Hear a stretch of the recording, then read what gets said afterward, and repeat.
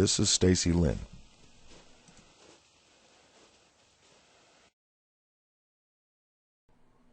She and her son Jaden once lived together in Fort Collins, Colorado.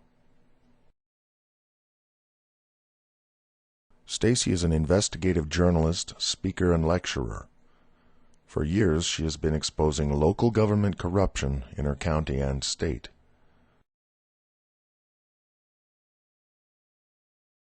Stacy has challenged many inept policies and statutes in Fort Collins and the Front Range. Her work has protected hundreds of local jobs and small businesses. This has garnered her quite a reputation, with many friends and a few powerful enemies. Through her own experience and years of research, she has learned a great deal about local corruption and its link to financial institutions and oftentimes foreign interests.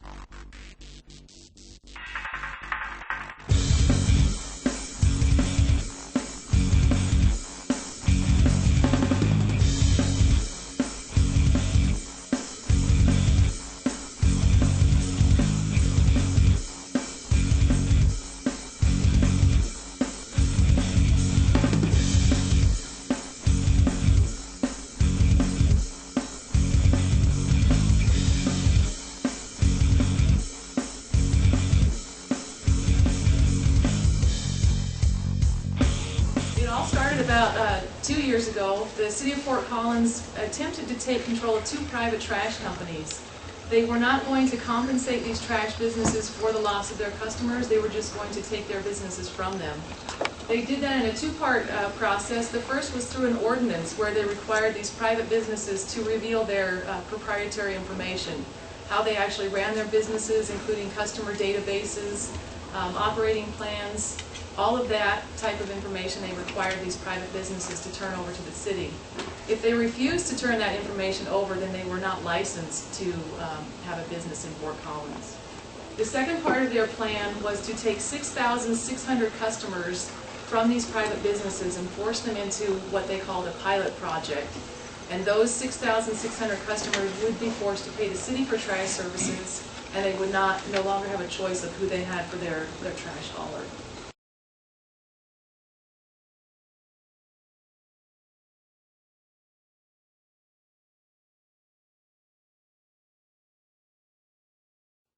Who knows about I.C.L.E.I? Most elected officials honestly have no idea what I.C.L.E.I is or where the ideas come from. The elected officials who are aware of it a lot of times will deny the association. They will outright lie on camera about their membership and their involvement. Most council members do not know about I.C.L.E.I. A lot of times I.C.L.E.I has city employees in their member cities who are bringing these policies forward. I.C.L.E.I.'s mission includes transforming local government.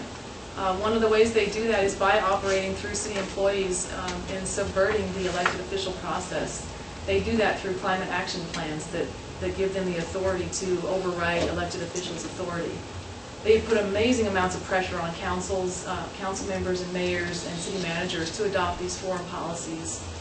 Another mission they have is to equalize income worldwide. That means they want to take your money and spread it around to everyone. Everyone deserves to have the same amount of money as you do. Their goal includes controlling population, restricting capitalism and consumerism, and eliminating market economies. And as we go through, you'll see how they are very methodical and systematic in their processes for doing that. So how do they transform local governments? This is their ultimate goal, is to change the structure of our government and the way we operate. They give the authority that elected officials normally have to city employees. So city employees are making decisions without public knowledge, without elected official votes or public input. This comes from the local city's climate action plans or long-term sustainability plans. So Fort Collins has what we call an occupancy ordinance.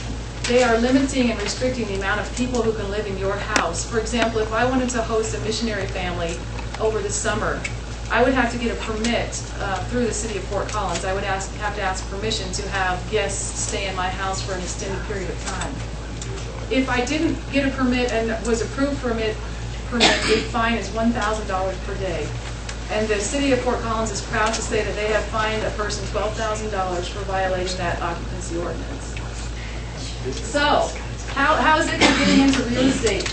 We have this nice thing called the Property Assessed Clean Energy Bond for homes and business owners who want to improve the energy efficiency of their buildings.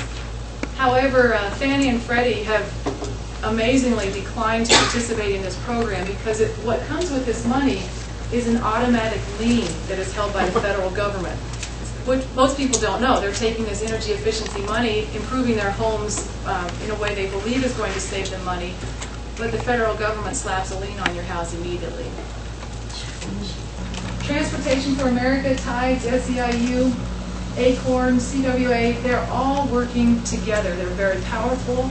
They have billions of dollars that they bribe local governments with. So how does I.C.L.E.I affect you personally? Loss of individual rights. For example, our occupancy ordinance. We are actually calling people an unauthorized home occupant. I.C.L.E.I pressures businesses in an amazing way. They have a program called ClimateWise where I.C.L.E.I employees or city employees will come into your business and suggest ways that you could be more energy efficient. Of course, most of these policies do not actually save energy. They're very expensive for business owners, and that increases the cost to customers. I do want to let you know that there are definite risks to exposing corruption at this level. They will try everything they can to make you be quiet, to stop talking, and to make you disappear. But if you let that stop you from taking action, then they win. It's just going to get worse. It's just going to be a disaster. I'm afraid for my life because he keeps contacting me in unwanted ways, and the email that I showed you this morning was specifically threatening. It was not coherent, and he is not supposed to be talking about my family. The fact that he's contacting me and he's not supposed to be contacting me is a problem. In 2010, Jaden's biological father reappeared in Colorado, demanding full custody of their son. I have no restraining order because it keeps going to a magistrate who keeps breaking the law because I have non-consented, and he keeps denying it. I'm trying to get a restraining order to protect my son and I can't get it because Larimer County is breaking the law.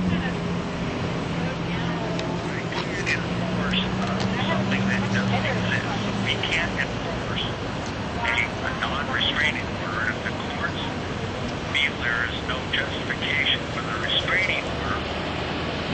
I don't know what to tell you. We can't do anything about that. The court is not following the law. That's why I don't have a restraining order, because I non-consented to a magistrate.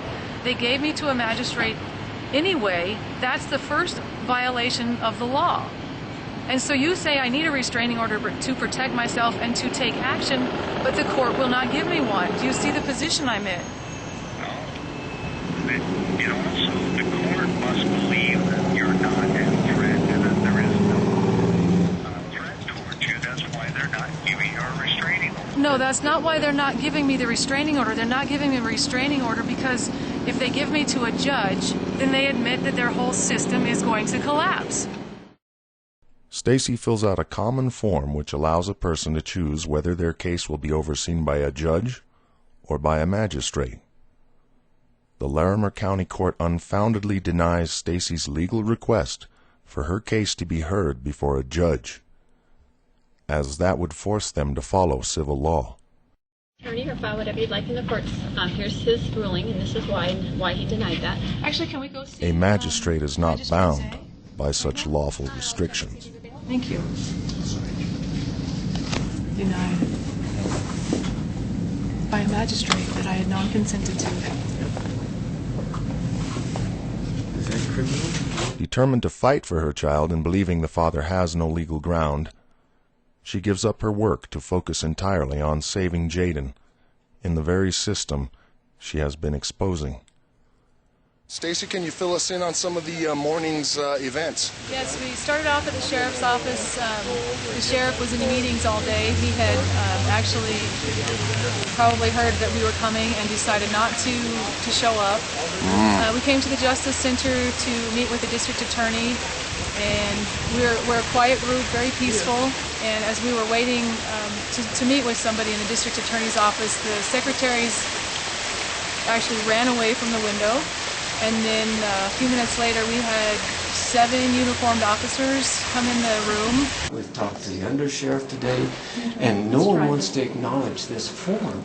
I know all of you have sworn to uphold and defend the Constitution. Haven't you all had that oath taken? Or you're not going to answer? Of course. Well, of course you have. It's to uphold and defend our rights. Her right is being denied by not only sheriff, undersheriff, Abramson, Shapansky. Everyone in this building is denying her rights. And all we want is an answer.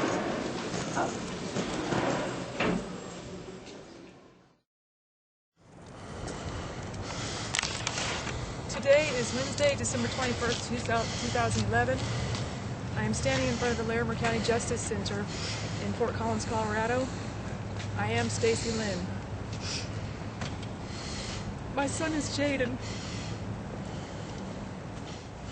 We have just been inside the Justice Center for approximately 1 hour to retrieve the permanent orders and to try to speak with the chief judge who is responsible for these orders, to try to speak with the district attorney or any deputy district attorney.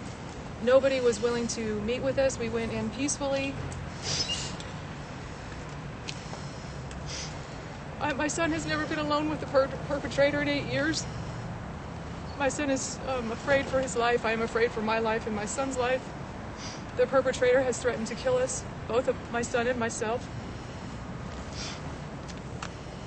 And the permanent orders that were signed by Judge Julie Field state that the perpetrator is to pick my child up from school, which he attempted to do yesterday, which was Tuesday, December 20th. I learned that he was in the building. I ran to find my son, and I found him curled up in a ball with the perpetrator standing next to him or sitting next to him. And as soon as my son saw me, he said, "Run, Mommy, run." And we ran as fast as we could, and we got away from him. And so I'm reading these permanent orders, and the judge has found it necessary to give this man, who has threatened to kill us both, full custody of my child and giving me supervised visitation. I'm not accused of anything. I am innocent of every offense and every crime. I have not been arrested. I have done nothing to violate any laws in this city, in this state, and in this country. When were you notified? I was never notified of these orders. I found out as I was running down the hallway at school yesterday that there was some kind of an order entered, but I was not served these orders. I was not notified. They were not mailed to me. So that's why we're here today. I needed to see if there were actually orders in place. The judge has also ordered me to pay nearly $14,000 of the perpetrator's attorney fees, and I have to do that within 45 days. The interesting thing about that is Larimer County has restricted my travel to Larimer County, which means that I have not been able to work for nearly a year. Do you think this might be politically motivated? I do want to comment on the political motivations. I have been an investigative researcher for nearly 4 years. I have exposed corruption at the state level, at the local level, in municipalities across Colorado. I have a reputation for stating the truth and having evidence to support those statements. And I know they have done similar things to people who have exposed dangerous situations in the dependency and neglect cases and the child welfare cases. This is a widespread problem in Larimer County. I have a question. What deficiencies were found on your part as a parent in this case? I haven't read the 15 pages of the final orders, but the deficiencies that they're claiming, again, these are completely false, is that I have declared myself a sovereign citizen. I have not declared myself a sovereign citizen, but the reason they're doing that is to portray me as a terrorist. The other thing that they are claiming is that I'm a constitutionalist. And being a constitutionalist in Larimer County is equivalent to being a terrorist, because the law is explicitly prohibited from Magistrate Zay's courtroom. It has been explicitly prohibited from Magistrate Jostad's courtroom, from Magistrate Mary Jo Baronato's courtroom. Judge Field, in pretrial hearing and during the trial on November 15, 2011, stated that the law was not allowed to be spoken of. It wasn't mentioned. It was not allowed to be mentioned. I was not to reference any constitutional cases. I was not to reference any constitutional laws. So no neglect, abuse on your part? Correct. There has been no neglect, no abuse, no complaints? No complaints whatsoever from anyone who knows Jaden. And no witness at the trial, when I was there, had a single negative thing bearing upon your parenting skills? That's a great point. All of the witnesses for the prosecution happened to verify and support my parental skills and my personal character. There were no negative statements about me as a parent, and they have decided to take this child from me. And again, remember, I was not allowed to have any witnesses. I was not allowed to have any evidence. I was not allowed to present any documents from on my own behalf. Judge Field denied all of those. The Sheriff's Department and the District Attorney and the Chief Judge have all of the paperwork in this case. I have constantly filed every document with all three of those officials so that they could never claim that they didn't know. There is a paper trail also with the Secretary of State. I have filed the documents there. It's all on digital record, along with paper record.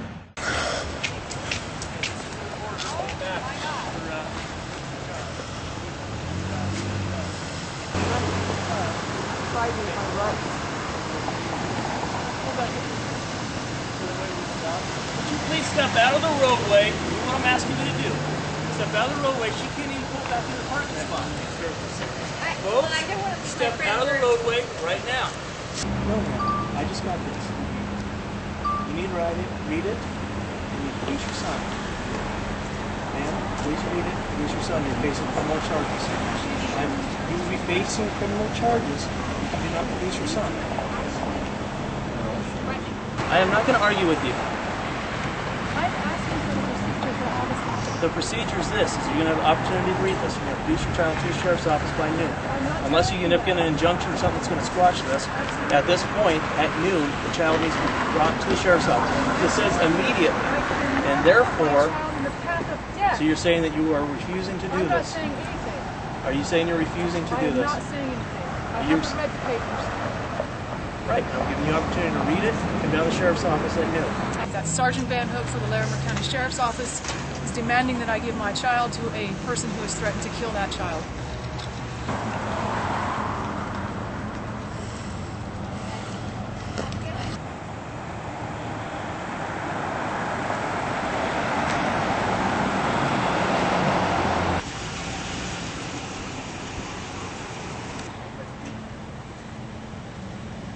Something on his hip.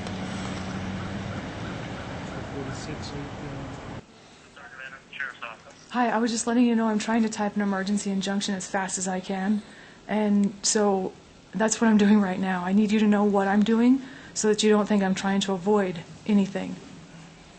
Ms. Lynne, what you need to do is you need to bring the child to the sheriff's office, and we'll sit there and talk about it, and we'll see what the situation is. I have to type this injunction. I'm 2 blocks from the courthouse. I've sat down. My computer is turning on right now. I'm trying to type the injunction. Then I will deliver the injunction, and I will also bring one to you and to the chief judge and everyone who needs the copy.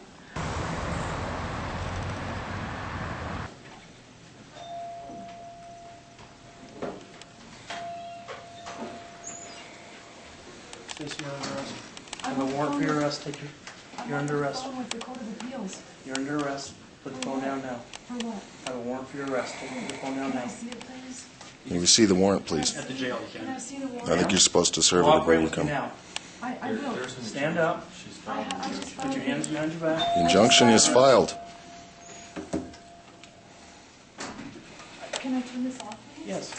I can. I have a question. Why are you doing this? Because you're under arrest. For There's a what? warrant for your Can you arrest. please tell me? You're in Ouch! violation of the court order. What court order? The court order giving. What would you like to do with these items right here? These criminal belong court. to- Okay. Okay, so I assume a warrant is not going to be produced here? Yes, no warrant? No, you'll see the warrant as soon as we go to the jail. Don't you know I you have have to do that I have no first? reason to provide these. Now you have to provide it to her. Yes, let's go.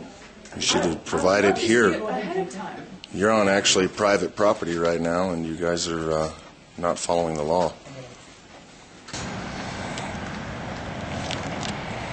Stay right there. I'm going to make sure that she is being handled properly. You can walk over the curb over there if you want to. I'm actually on public property right here. Sir, I'm just telling you can step over I there. understand. I know my rights. You'll go to jail if you don't comply with what I'm asking. And I'm not doing anything to not comply. All right. Okay. We're at the general booking area.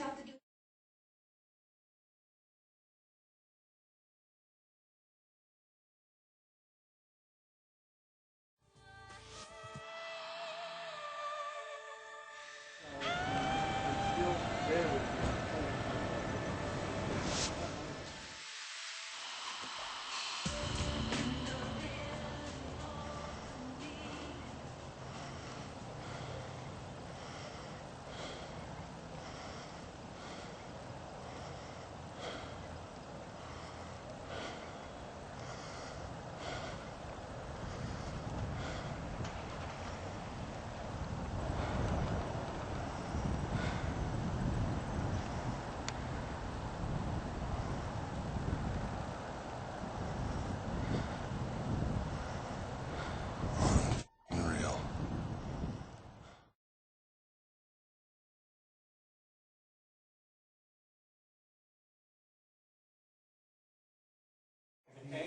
Okay. 1, 2, Stacy's going to be 4, 5, She told me that. 7, 8, But they also didn't put 9, it in the uniform. there's 1,000, 1, 2, 3, 4, 5, 1540. That is correct, sir.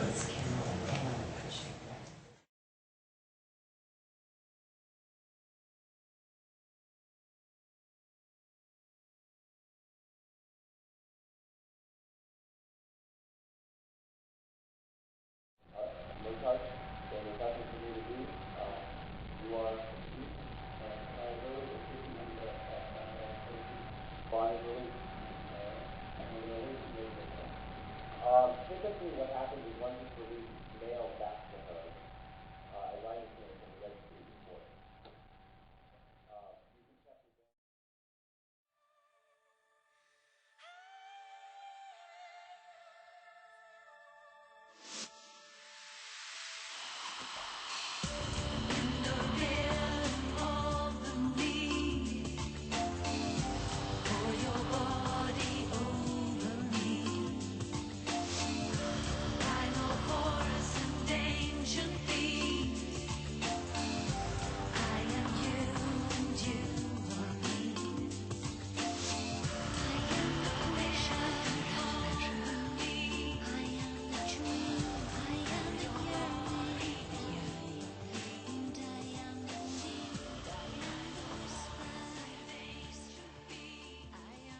Stacy's son is taken from her. Judge Julie Kunz Field orders that full custody of Jaden be turned over to the father, even though in court the father testified he had no job, no home, and no car. The court's own records showed a documented history of domestic violence, including threats against Stacy and Jaden. No allegations were ever made against Stacy's parenting skills or her relationship with Jaden. Over several months of hearings, the court slowly and systematically diminishes Stacy's parenting rights. A critical child support hearing is held without notifying Stacy. Without legal grounds or lawful explanation, she is charged exorbitant fees and ordered to pay full child support. Court-ordered visitation for her and Jaden are not upheld, and Stacy's motions for contempt are dismissed without cause. During welfare checks by Larimer and Weld County Sheriff's deputies, it is reported that Jaden is found living in a horse trailer. Stacy has not seen her son since October 30th, 2012.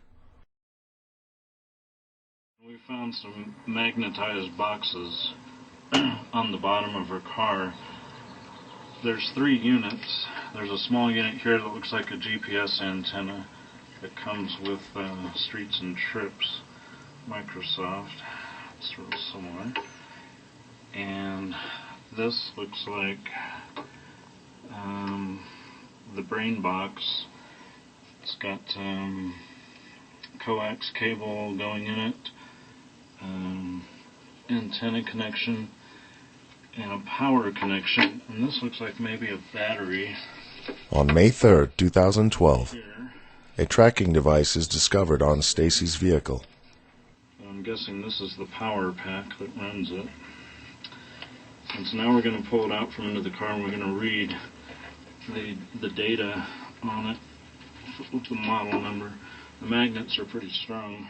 It is identified and recovered in Weld County by the Weld County Sheriff's Department. It is from the Larimer County Sheriff's Office, and it has been attached for months.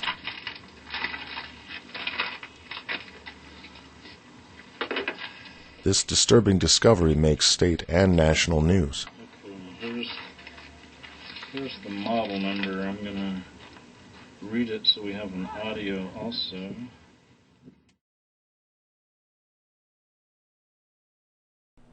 On November 8th, 2012, in a clear, unobstructed intersection, Stacy's vehicle is struck by a driver running a red light. Her vehicle flips end over end and then rolls 4 times. She suffers minor injuries. The details surrounding this event are suspicious, with witnesses observing the driver picking up substantial speed before the impact.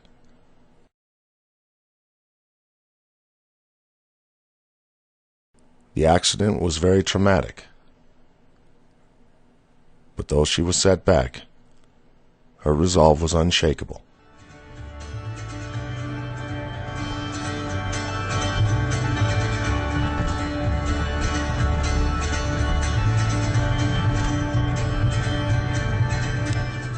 After filing 7 lawsuits and 2 years of court battles, Stacy realized that her time and resources are being drained in a losing battle.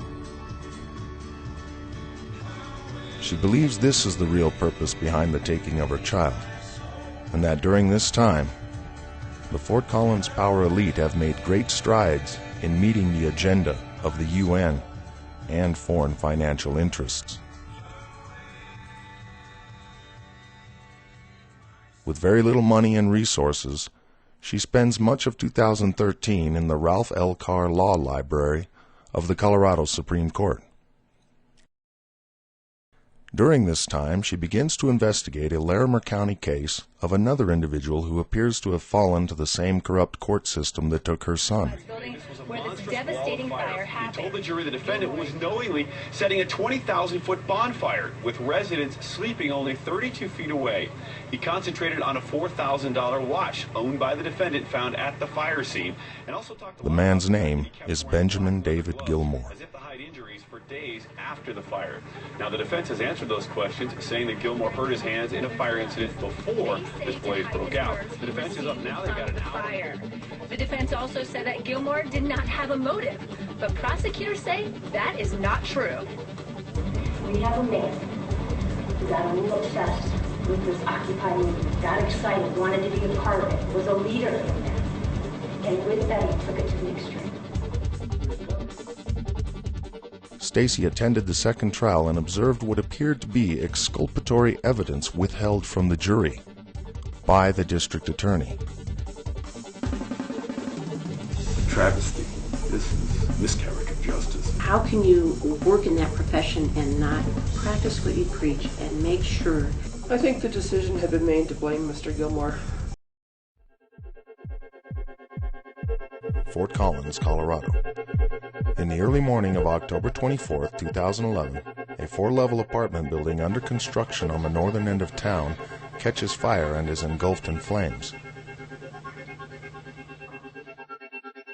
Another apartment building directly next to the structure also catches fire, and residents are forced to evacuate.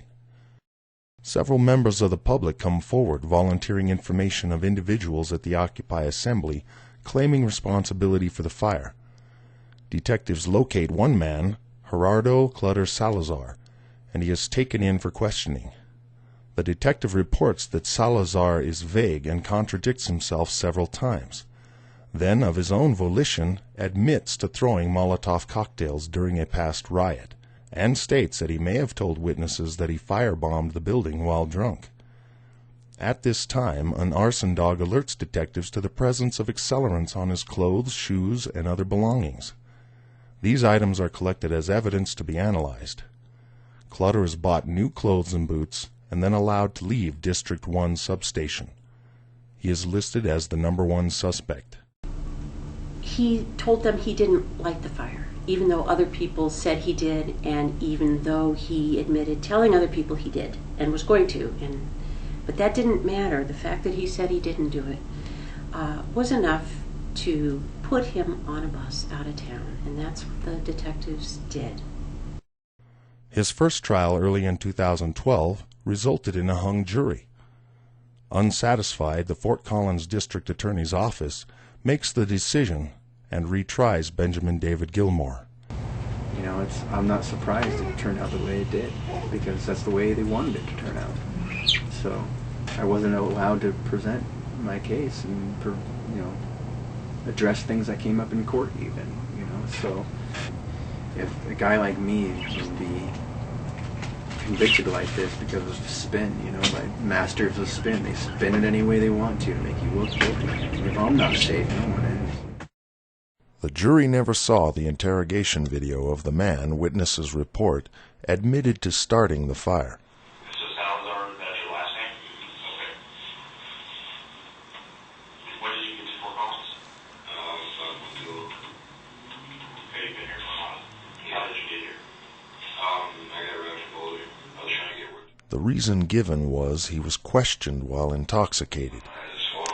Okay, so you're beekeeping? Yeah, where do you do that at? Pretty much different yards. Oh, okay.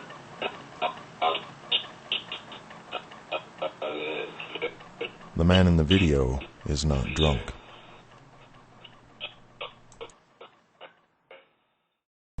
Why Judge Odell refused to allow that taped interview to be seen by the jury is an unknown to me, and I'd like him to have to answer. Benjamin David Gilmore had been convicted of arson with reasonable doubt. Benjamin was facing 30 years in prison. The media had all but ignored his story.